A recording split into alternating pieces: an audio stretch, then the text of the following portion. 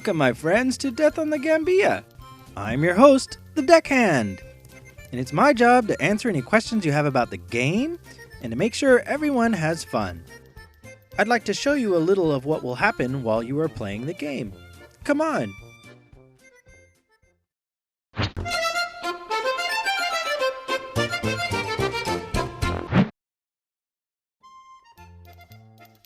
In the spring of 1939, countries across Europe are preparing for war. In the distant British colony of Gambia, however, a smaller drama is about to unfold, as the riverboat Christabel starts a routine trip from Georgetown to the capital, Bathurst. This is where you come in. You will play one of the passengers aboard the Christabel.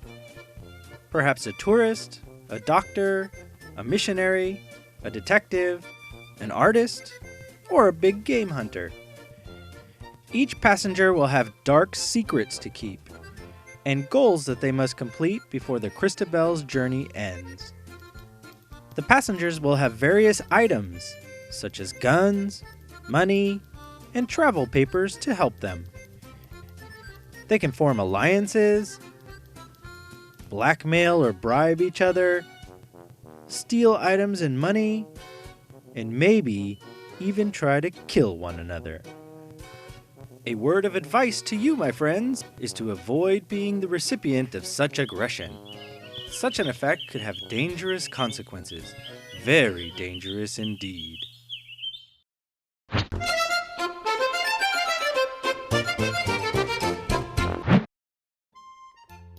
If you are watching this film, you are one of the players assigned to portray one of the characters in the game. Do not worry, my friends. Playing Death on the Gambia does not take any special training. All it takes is just 3 basic skills: a sense of fun, an ability to start up a conversation, and a willingness to pretend to be someone else for a few hours. That's it. If you do those 3 things, you will achieve greatest successes. The most important skill in the game is the ability to participate in a conversation. Players will each be trying to pursue their own goals, so most of the time, you will need to talk to the others to find out who they are and what they are up to. But fear not, my fellow introverts. At the start, you will already know information about some of the other characters, and some players may already want to help you. But beware, some players will oppose you, and some will need convincing. Because in Death on the Gambia, you decide who to talk to and when. You also decide what to tell them, and whether you will tell them the truth or not. Of course, this goes for everyone else in the game as well.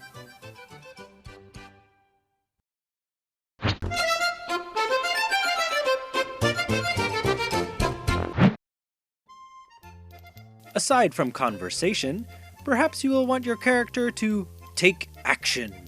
Such a thing is incredibly easy in Death on the Gambia. You simply choose the actions you want to take and then do them. Ordinary actions are resolved by simply carrying them out. Maybe you want to share information by the bar, or maybe your character was harmed by another and decides to plot revenge.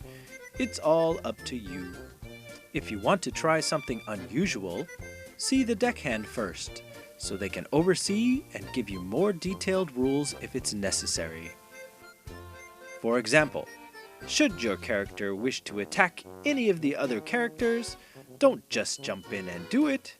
See the deckhand first, and tell them what you plan to do.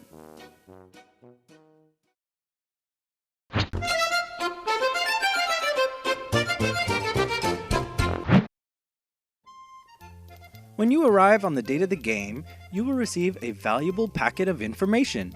It is a unique booklet for each player, and you should keep it handy and refer to it frequently during the game. When you open the packet, you will first find a few blank sheets of paper and a pen attached for you to take notes. What a helpful and useful invention this is! It is also divided into several sections, each with a convenient tab indicating what to find there. In these sections, you can find all the information contained in this video, as well as some information specific for your character. In the first section, with the amazingly convenient tab, you will find a copy of your character's background. You should have received a copy of this with your invitation. It will be included in the packet for your reference during the game. It explains who your character is, what they know, and why they are aboard the Christabel.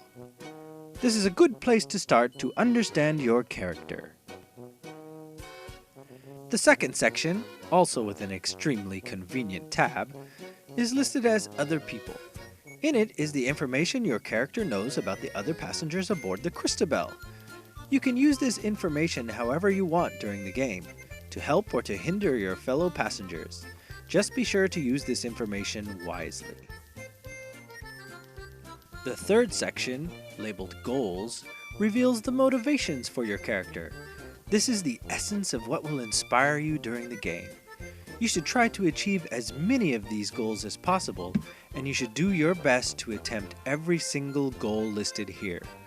But remember, not all of the other passengers will want you to succeed, so be careful with whom you share these goals.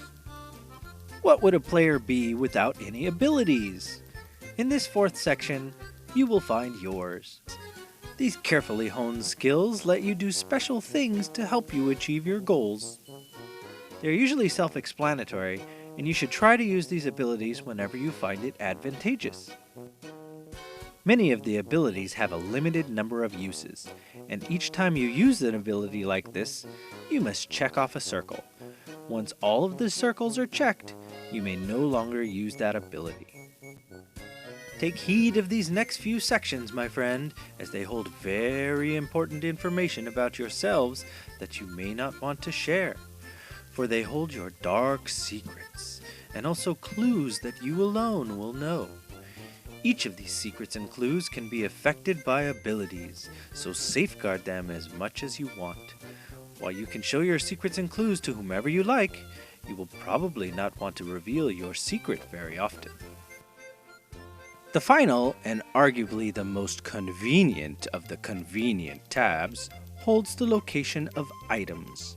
This section and the pocket in the rear of the booklet are reserved for important items that you are carrying. Items are represented as item cards, and are things like money, passports, first aid kits, cameras, etc. If you do not have an item card here in this section, or in the back pocket of the booklet, then you don't have that item with you. You can share and trade any item with another player if you want, and items can also be stolen, so be careful. Using an item is usually self-explanatory. Some of them have a limited number of uses. For example, a first aid kit may only have a certain number of bandages. Each time you want to use such an item, take the item card out of the holder, check off a circle to use it, and then place the item back in the holder. If you have a question about how to use an item, see the deckhand.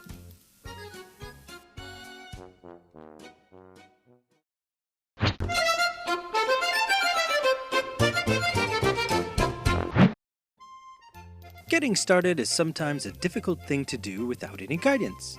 But fear not, my friends! Here are a few you can use to make the game easier and more enjoyable. Introduce yourself. Once the game starts, you will need to talk to people in character.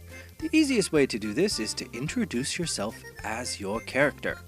If you don't know anything about them, you can ask who they are and why they're here. If you already know something about them from your character sheets, you can ask them about that instead.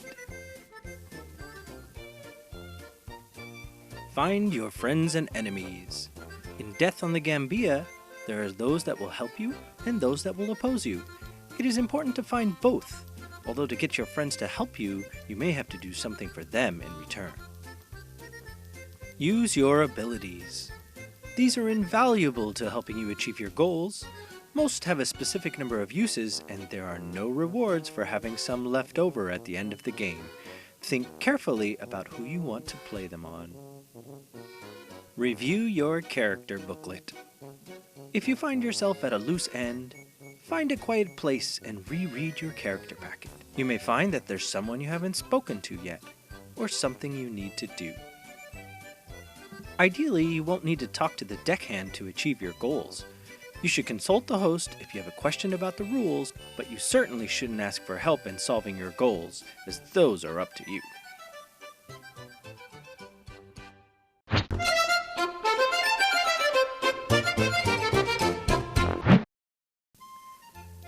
Once the Christabel reaches Bathurst, the game is over. If you haven't succeeded by that point, you're too late. There is no guarantee that your character will survive the trip, but fear not, my friends. Some of your goals may still be met, even from beyond the grave. At the end of the game, you will all meet together once more and talk about the game's events. You will reveal your character's motivations and talk about all that transpired. Life will be abundantly happy, and you will wish that you could do it all over again. Well, my friends, our time has grown short. I hope that this informational film has been of great convenience to you. May your journey aboard the Christabel be fun and full of adventure.